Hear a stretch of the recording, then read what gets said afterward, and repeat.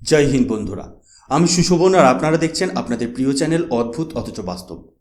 আজ কোনো গৌরচন্দ্রিকা নয়, কোনো প্রথাগত ভূমিকা নয়। আজ সরাসরি আমরা এমন এক আগ্নেয়গিরির উপর দাঁড়িয়ে কথা বলবো যা আগামী কয়েক মাসের মধ্যে দক্ষিণ এশিয়ায় এক বিশাল বিস্ফোরণ ঘটাতে চলেছে।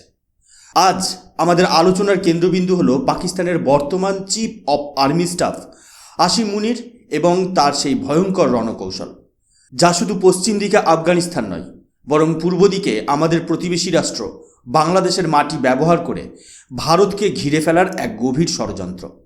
আজ আমরা ব্যবচ্ছেদ করব এমন এক শ্যাডো ডিকটেটরশিপের, যা নিজের দেশের মানুষকে খাওয়াতে পারে না, কিন্তু সারা বিশ্বে ধর্মের নামে রক্ত ঝরানোর কন্ট্রাক্ট নিয়ে বসে আছে।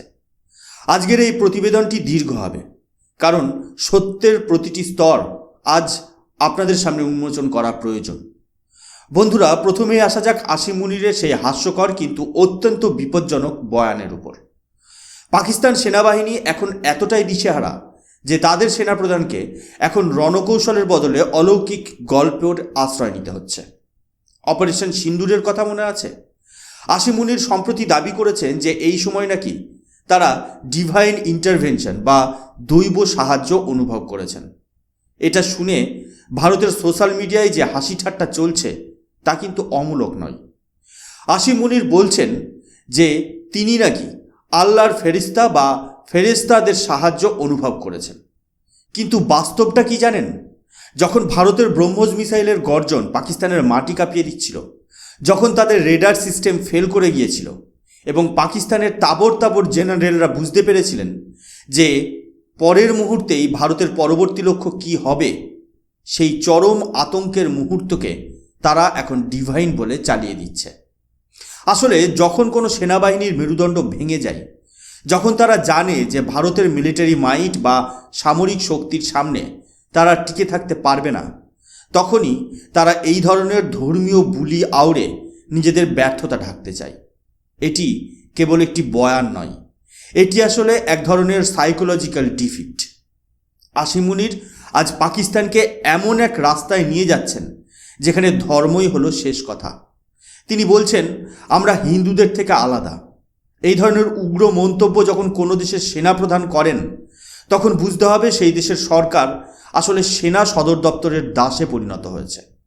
ভারতের পররাষ্ট্রমন্ত্রী ডক্টর এস জয়শঙ্কর আন্তর্জাতিক মঞ্চে বারংবার সতর্ক করেছেন যে পাকিস্তান আজ একটি সন্ত্রাসবাদের কারখানায় পরিণত হয়েছে। জয়শঙ্করজি স্পষ্ট বলেছিলেন যে পেহেলগাম হামলার আগে আসিম মুনিরের এই ধরনের ভাষণই উগ্রবাদীদের উস্কে দিয়েছিল। এর ফলেই আমরা দেখেছি জম্মু কাশ্মীরে পর্যটকদের ধর্ম দেখে দেখে গুলি করা হয়েছে। এই বারবারিক মেন্টালিটিকে আসিম মুনির আজ ধর্মীয় বৈধতা দিচ্ছেন, কারণ তিনি জানেন পাকিস্তানের সাধারণ মানুষের মগজ ধোলাই করতে হলে ধর্মের আফিম সবথেকে বেশি কাজ দেয়। এমনকি তিনি এখন জিহাদ এবং ফতোয়া দেওয়ার অধিকারও নিজের পকেটে পুরতে চাইছেন। তিনি বলছেন, এখন থেকে কোনো মৌলবি নয়, পাকিস্তান সেনাই ঠিক করবে কখন জিহাদ হবে। অর্থাৎ পাকিস্তান এখন আর কোনো সার্বভৌম দেশ নয়, এটি একটি শ্যাডো ডিকটেটরশিপ চালিত ধর্মীয় স্টেট। এবার আসি এক বিস্ফোরক তথ্যে, যা সারা বিশ্বের মুসলিম উম্মাহর জন্য এক বড় ধাক্কা হতে চলেছে। পাকিস্তান সবসময় নিজেকে মুসলিমদের রক্ষাকর্তা বলে প্রচার করে, কিন্তু পর্দার আড়ালে তারা আসলে এক মার্সেনারি স্টেট বা ভাড়াটে সৈন্যের দেশ। ডোনাল্ড ট্রাম্প ক্ষমতায় আসার পর থেকেই জল্পনা ছিল যে আমেরিকা পাকিস্তানকে কিভাবে ব্যবহার করবে। রিপাবলিকান নেতা মার্কো রুবিওর সাম্প্রতিক বক্তব্যে এটা পরিষ্কার হয়ে গেছে যে পাকিস্তান সরকার গাজায় তাদের সৈন্য পাঠানোর জন্য আমেরিকার কাছে কার্যত আত্মসমর্পণ করেছে। ভাবুন একবার, যে ফিলিস্তিনিদের জন্য পাকিস্তান দিনরাত সোশ্যাল মিডিয়ায় কান্নাকাটি করে, সেই ফিলিস্তিনিদেরই দমানোর জন্য তারা আমেরিকার নির্দেশে গাজায় সৈন্য পাঠাতে চাইছে। কেন? কারণটা হলো ডলার ডিপ্লোমেসি। আসিম মুনির জানেন যে IMF-এর ঋণে দেশ চলবে না, তাই তিনি এখন নিজের জওয়ানদের রক্ত বিক্রি করে আমেরিকার থেকে কয়েক বিলিয়ন ডলার সাহায্য পেতে চাইছেন। ট্রাম্পের কাছে আসিম মুনির হলেন একজন ইয়েসম্যান। 2026 সাল নাগাদ আপনারা দেখবেন হাজার হাজার পাকিস্তানি সৈন্য গাজায় গিয়ে ইসরায়েল ও আমেরিকার স্বার্থ রক্ষা করছে। এটা শুধু বিশ্বাসঘাতকতা নয়, এটা পাকিস্তানের নৈতিক দেউলিয়াপনার চূড়ান্ত নিদর্শন। কিন্তু এর থেকেও বড় বিপদ ঘনিয়ে আসছে পাকিস্তানের উত্তর পশ্চিম সীমান্তে। তুরস্কের আঙ্কারায় সম্প্রতি আফগান ও পাকিস্তানি আধিকারিকদের একটি গোপন বৈঠক হয়েছে। সেখানে যা তথ্য ফাঁস হয়েছে তা শিউরে ওঠার মতো। পাকিস্তান একটি বিদেশি শক্তি, আশা করা হচ্ছে সেই বিদেশি শক্তি আসলে আমেরিকা, তাদের সাথে এমন এক চুক্তি করেছে যার মাধ্যমে তারা আফগানিস্তানের মাটিতে যখন খুশি বোম্বিং বা বোমা বর্ষণ করতে পারবে এবং আফগানিস্তান তা আটকাতেও পারবে না। যে তালিবানকে পাকিস্তান একসময় ক্ষমতায় বসিয়েছিল, আজ টাকার প্রয়োজনে সেই আফগানিস্তানকেই তারা বিক্রি করে দিচ্ছে। আসিম মুনির এখন তালিবানকে হুমকি দিচ্ছেন যে হয় তারা টিটিপি বা তেহরিকি তালিবান পাকিস্তানকে সমূলে বিনাশ করুক, নয়তো যুদ্ধের জন্য প্রস্তুতি নিক। পাকিস্তান দাবি করছে যে টিটিপির 70% জঙ্গিই নাকি আসলে আফগান, কিন্তু বাস্তবতা হলো এই জঙ্গিরা পাকিস্তানেরই তৈরি করা। আজ যখন তারা ফ্র্যাঙ্কেনস্টাইনের দৈত্যের মতো নিজেদের স্রষ্টাকে আক্রমণ করছে, তখন আসিম মুনির দিশেহারা হয়ে আফগানিস্তানের ওপর যুদ্ধ চাপিয়ে দেওয়ার চেষ্টা করছে। আসলে আমেরিকা চাইছে আফগানিস্তানকে উত্তপ্ত রাখতে, আর পাকিস্তান সেই দালালি করছে মাত্র। এবার আসা যাক আজকের সবথেকে গুরুত্বপূর্ণ অংশে, বাংলাদেশ অ্যাঙ্গেল। বন্ধুরা, আসিম মুনির আর আইএসআই এখন শুধু কাশ্মীরে আটকে নেই।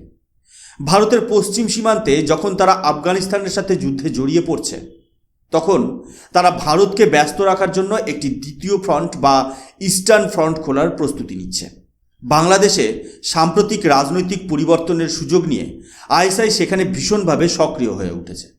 গোয়েন্দা রিপোর্ট অনুযায়ী বাংলাদেশের সীমান্তবর্তী এলাকাগুলোতে আবার সেই পুরনো পাকিস্তানি কায়দায় জিহাদি ক্যাম্প বা জিহাদি প্রশিক্ষণ শিবিরগুলো সক্রিয় করা হচ্ছে।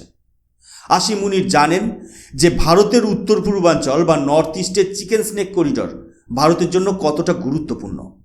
তাই আইএসআই এখন বাংলাদেশে বসে এমন সব স্লিপার সেল তৈরি করছে যারা ভারতে অনুপ্রবেশ করে অস্থিরতা তৈরি করতে পারে। এটি ভারতের ন্যাশনাল সিকিউরিটির জন্য এক বিশাল বড় চ্যালেঞ্জ। পাকিস্তান চাইছে বাংলাদেশের মাটি ব্যবহার করে ভারতের অভ্যন্তরীণ শান্তি বিঘ্নিত করতে, যাতে ভারত তার পুরো শক্তি দিয়ে পাকিস্তানকে আক্রমণ করতে না পারে। অর্থাৎ পাকিস্তান একদিকে আমেরিকার পা চাটছে, অন্যদিকে বাংলাদেশের মৌলবাদী শক্তিকে উস্কে দিয়ে ভারতের পেছনে ছুরি মারার পরিকল্পনা করছে। 2026 সাল দক্ষিণ এশিয়ার ভূরাজনীতি বা জিওপলিটিক্সের জন্য এক অত্যন্ত সংবেদনশীল বছর হতে চলেছে। একদিকে গাজায় সৈন্য পাঠানোর চাপ, অন্যদিকে আফগানিস্তানের সাথে রক্তক্ষয়ী সীমান্ত যুদ্ধ, আর তার উপর বাংলাদেশের মাটিতে আইএসআইয়ের এই ভয়ঙ্কর তৎপরতা। পাকিস্তান আসলে একসাথে অনেকগুলো ফ্রন্টে আগুন জ্বালিয়ে দিয়েছে। আসিম মুনির ভাবছেন তিনি সব সামলে নেবেন, কিন্তু বাস্তব হলো পাকিস্তান আজ এক এমন সংকটে দাঁড়িয়ে আছে যেখান থেকে তাদের ফেরা প্রায় অসম্ভব। ইমরান খান জেল থেকে বলছেন যে আফগানিস্তানের সাথে কথা বলে সমাধান করা উচিত, কিন্তু মুনির জানেন যে যদি যুদ্ধ না থাকে তবে সেনার গদি নড়বড়ে হয়ে যাবে। তাই তিনি জেনে শুনেই এই অশান্তির বীজ বুনছেন। ভারতের অবস্থান এখানে অত্যন্ত স্পষ্ট এবং কঠোর। আমাদের জাতীয়তাবাদী নীতি হলো জিরো টলারেন্স এগেনস্ট টেররিজম। আমাদের প্রতিরক্ষা মন্ত্রক এবং স্বরাষ্ট্র মন্ত্রক ইতিমধ্যেই বাংলাদেশের সীমান্তের গতিবিধি নিয়ে সজাগ। ভারত আর সেই পুরনো ভারত নেই যারা শুধু নিন্দা প্রস্তাব পাঠিয়ে চুপ করে থাকবে। আমাদের ইন্ডিজেনাস ডিফেন্স টেকনোলজি এবং শক্তিশালী গোয়েন্দা নেটওয়ার্ক আজ এতটাই উন্নত যে আইএসআইয়ের প্রতিটি পদক্ষেপ আমাদের নখদর্পণে। আসিম মুনির যদি মনে করেন যে তিনি বাংলাদেশে জিহাদি ক্যাম্প চালিয়ে ভারতকে দুর্বল করবেন, তবে তাকে মনে করিয়ে দেওয়া উচিত যে 1971 সালে ভারতের সাথে হেরে তাদের দেশ ভাগ হয়ে গিয়েছিল। এবার হয়তো সেই ইতিহাসের পুনরাবৃত্তি অন্যভাবে ঘটবে। ভারত তার সার্বভৌমত্ব রক্ষায় বদ্ধপরিকর। বন্ধুরা, অদ্ভুত হলেও এটাই বাস্তব যে পাকিস্তান আজ নিজের অস্তিত্ব টিকিয়ে রাখার জন্য ধর্মের নামে দালালি করে বাঁচার চেষ্টা করছে। আসিম মুনির আজ নিজেকে পাকিস্তানের ভাগ্যবিধাতা ভাবছেন, কিন্তু তিনি আসলে নিজের দেশের কফিনে শেষ পেরেকটি পুঁতছেন। 2026 সালে যখন পাকিস্তানের অর্থনীতি আরও ধসে পড়বে এবং তাদের সামরিক শক্তি বিভিন্ন দিকে ছড়িয়ে পড়বে, তখন পাকিস্তানের ভেতরেই শুরু হবে গৃহযুদ্ধ। সিন্ধু ও বালুচিস্তানের বিদ্রোহ ইতিমধ্যেই পাকিস্তান সেনার রাতের ঘুম কেড়ে নিয়েছে। এর উপর বাংলাদেশের মাটিতে ভারতের বিরুদ্ধে ষড়যন্ত্র করতে গিয়ে তারা যদি ধরা পড়ে, তবে আন্তর্জাতিক স্তরে তাদের বিচ্ছিন্নতা আর কেউ আটকাতে পারবে না। পরিশেষে বলবো, আমাদের সজাগ থাকতে হবে। পাকিস্তান এবং আইএসআইয়ের এই চক্রান্ত শুধু সীমান্তে নয়, ডিজিটাল মাধ্যমেও ছড়িয়ে পড়ছে। আমাদের দেশের সংহতি বজায় রাখা আমাদের প্রত্যেকের দায়িত্ব। আসিম মুনিরের এই রিলিজিয়াস এক্সট্রিমিজম এবং বাংলাদেশের জিহাদি ক্যাম্প স্থাপনের এই তথ্যগুলো যতটা সম্ভব ছড়িয়ে দেওয়া উচিত। আপনাদের কি মনে হয়, বাংলাদেশের মাটিতে আইএসআইয়ের এই ক্রমবর্ধমান সক্রিয়তা কি ভারতের জন্য এক বড় যুদ্ধের সংকেত? পাকিস্তান কি সত্যি গাজায় সৈন্য পাঠিয়ে নিজের বিপদ নিজে ডেকে আনছে? কমেন্ট করে আপনাদের মূল্যবান মতামত জানান। ভিডিওটি ভালো লাগলে লাইক ও শেয়ার করতে ভুলবেন না। ভারতের স্বার্থে, সত্যের স্বার্থে আমরা এই লড়াই চালিয়ে যাব। দেখা হচ্ছে আগামী পর্বে আরও এক চাঞ্চল্যকর ভূ রাজনৈতিক বিশ্লেষণ নিয়ে। ততক্ষণ পর্যন্ত সতর্ক থাকুন, নিরাপদ থাকুন এবং দেশের গর্ব বজায় রাখুন। নজর রাখুন অদ্ভুত অথচ বাস্তবে। জয় হিন্দ, জয় ভারত।